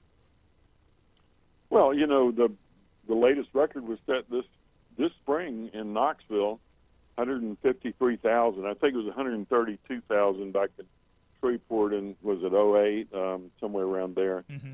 And I mean that's tremendous. And of course, to be clear, when we give you an attendance count, that counts everybody that goes to the turnstiles. If they go to the weigh-in all 3 days, we count them 3 times. So that's the way these events are counted. But at any rate, Knoxville was just an amazing turnout of people. 6,000. Came out to watch the launch in the mornings down on the Tennessee River. So, and then the year before was the new record, and that was Greenville, South Carolina. Up until then, Louisiana held the record, but the year before Greenville was Houston with about 117,000. And people are coming from all over the country, some from all over the world, and the expo has become the event for the trade. For manufacturers who want to show their new products to consumers, they're all there, and I think that's a trend that we're going to see continue. Dave, thank you, and job well done, our friend. Job well done. Congratulations on retirement. Yeah. So are you going to get to go fishing now? Well, I was going to go today, but I canceled just so I could do this. See? Oh, man. Dave, thank you. No, I'm going to wait till it's not 100 degrees. Hey, man. Where are you? What part of the world are you in? You in Alabama? I live in Birmingham, Alabama. Okay. Yeah. Well, then you're not too far from some average, pretty good little fishing. decent little fishing ponds around there. Yeah. Gunnersville's not too far, and Smith Lake, they're both great. Yes, I'm one of looking us has forward heard of to- that one before. That Gunnersville. Yeah, exactly. Yeah. I am looking forward to fishing on weekdays. That's my secret. Amen. There you go. Amen. Dave Freck, thank you. And again, congratulations. Just recently retired as the BASS senior editor. And good things come to good people, and you've proven that, brother. Yeah. Thank y'all so much. I've enjoyed being on the We show. enjoyed you. Thank you, Dave. Sit tight. We're going to wrap All this right. sucker up and go to the house here in just a minute. We're hooking up and tracking down 11:30, the Tiger. He was long on grace and short on religion. He said a prayer and that was all that she wrote.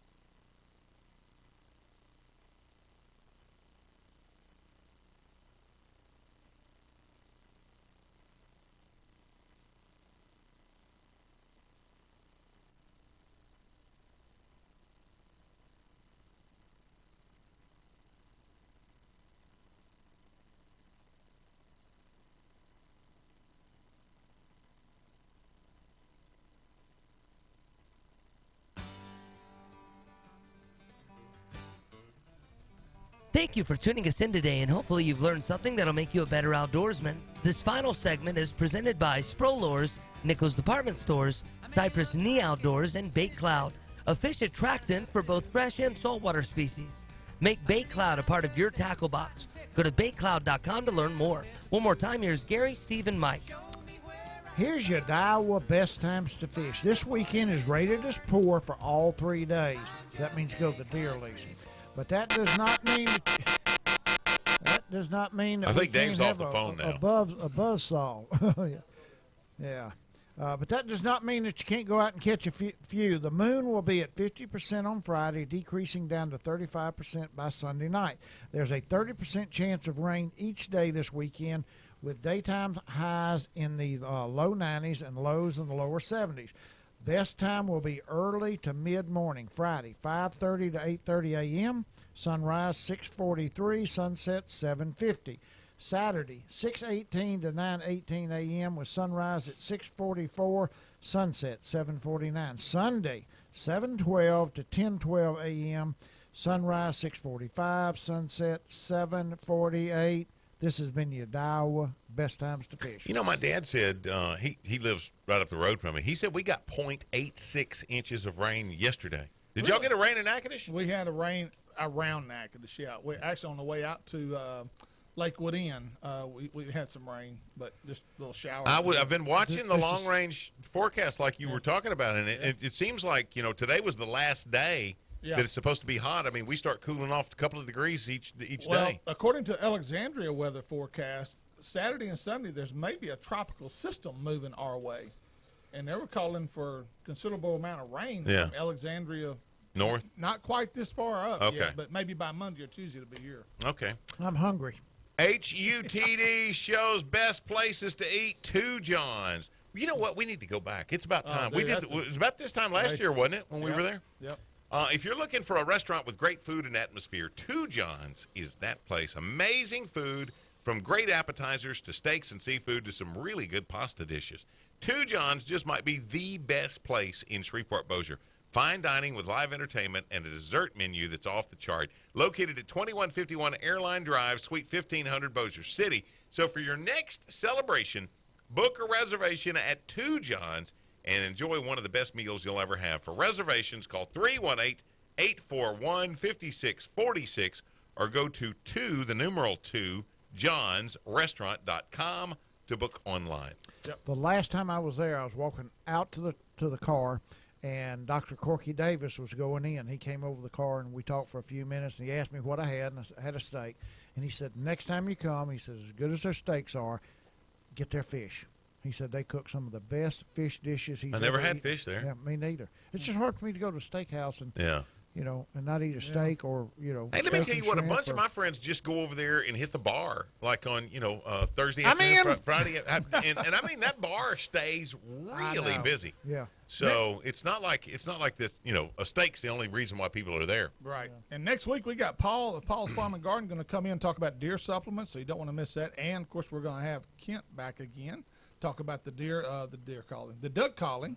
And also, this came about from the Tim Fletcher show this morning, the best power plant lakes for bass fishing. Now, how in the world did Tim Fletcher start talking about bass fishing? They were somebody was complaining about coal being burned or something and generating electricity at these power plants here in our area, Yeah. and blah, blah, blah. And somebody actually said well, which one of those are the best bass fishing lakes?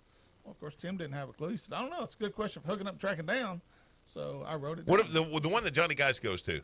What is that? Welsh? Yeah. Great. Yeah. Great place. Used to be Monticello. Now tell me this: with a power plant lake, you've got Martin Creek. Yeah. Those places aren't really known for their summertime fishing. Yeah. In Pinkston? Isn't that a power plant like Pinkston? Which one's that's on your list?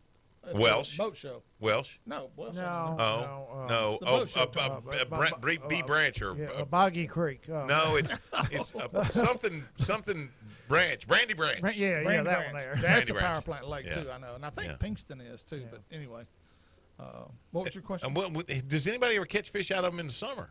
I don't know. I mean, they're not. I know Monticello didn't have a great reputation as a summer body of water because it was so hot. Yeah. And but man, Christmas time, Yeah. you want to be on You'd want to be on Monticello back in the day, because that's when they were spawning big time the week of Christmas. Well, I know that they just released all the duck numbers. That's on our Facebook page. Okay. Yes. And did you get a chance to look at that, Mike? And do you put any confidence in that No, at all? no, Okay. I have never. I mean, I'm glad they're doing it, and I'm sure it means something.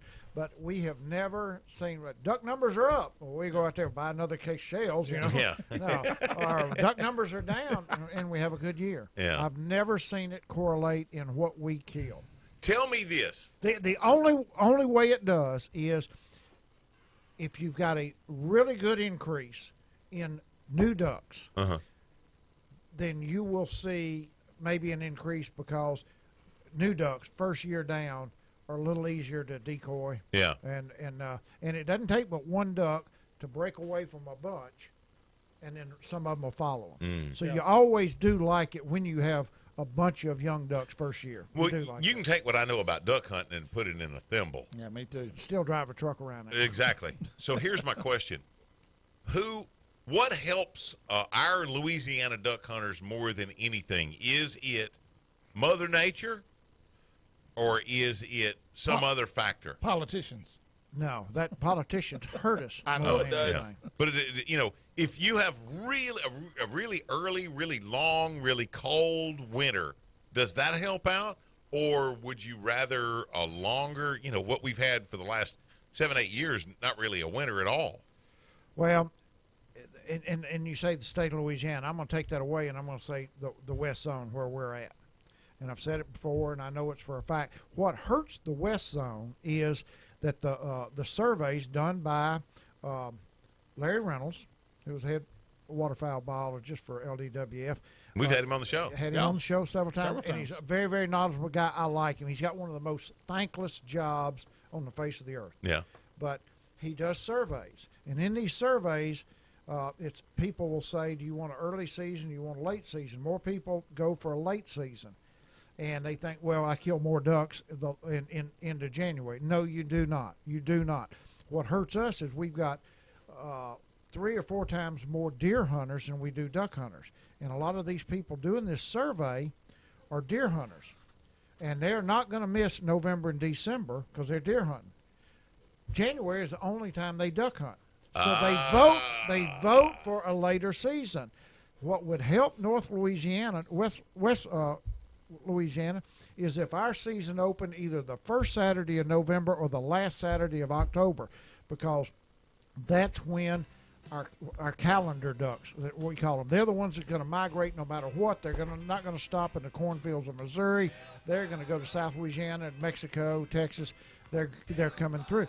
They're the ones that come through. And they've already been through by the time season starts. By us being the second weekend of November, we have missed 2 really good weeks of duck season. Wow. But the people that want to deer hunt are not going to be there, and they miss it. So they'd rather have January, even if it wasn't good. Fantastic. Also, next week, Mike's going to tell us 10 things you need on your dove hunt. 10 things you need I'm going to let on Eccles your put that dove. list together. 10 things No, mine comes in 12. Okay. Oh, Lord. I'm anxious to hear what Paul Davis has got to say from Paul's Farm and Garden because I think this is going to be one of those years that we could possibly see some of the biggest bucks we've seen in a number of years. I don't know. When I was talking to Troy earlier, I'm seeing a lot of deer myself. We had a wet spring and a kind of wet early summer. Do we have a minute? No, we got to go. Okay. All right, here we go. With only 2 weeks before the opening day of dove season, now is the time to introduce a youngster to hunting. A dove hunt is a very casual and laid back that is more of an outdoor social that kicks off the new hunting season. Take a kid to a good dove field can be both fun and educational. It's a great time to talk about gun safety and conservation while sitting under a shade tree with plenty of snacks and drinks. It's also a great time to have the talk about the birds and the bees. Bottom line, No, it ain't. make it fun and enjoyable, and you just might have a hunting partner for the rest of your life. For Gary McCoy, Mike Eccles, Jay Wiley, yours truly, Steve Graff, thank you for listening. Tune in Saturday morning right here on AM 1130 The Tiger for more hooking up and tracking down.